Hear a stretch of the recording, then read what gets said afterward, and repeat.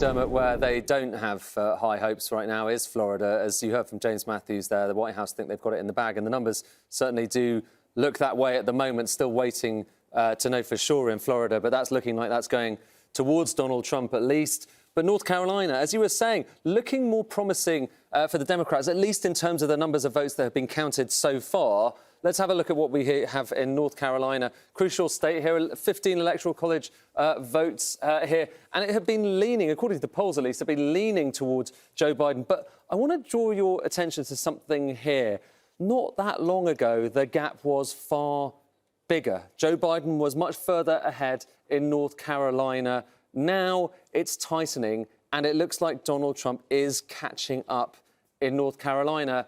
And the reason why it's worth dwelling on that is that might be the same thing happening elsewhere as well, Ohio as well. That started off looking very good for Joe Biden, but you're seeing that gap start to narrow. And might that be that blue mirage people talked about, where early votes were counted first, and then we got the later on-the-day Republican votes?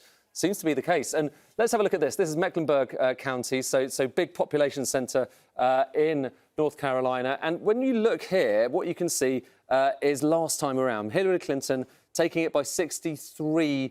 63% back in 2016.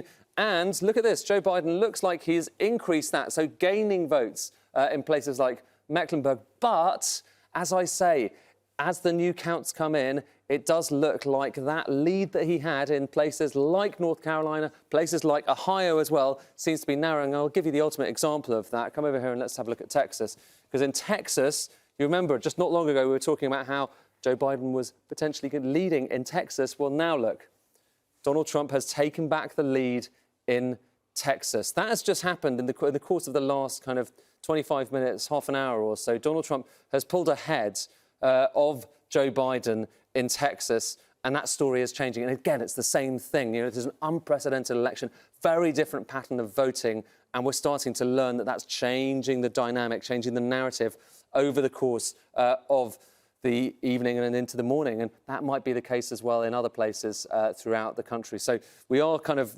monitoring that as it happens, but it just means you can't be too sure about these stories. And I'll tell you one final thing, the Hispanic vote. The Hispanic vote seems to have been pretty decisive, certainly very helpful for Donald Trump in Florida. Looks like it might be helping as well in Texas, although it's still early on that and we'll have to judge it.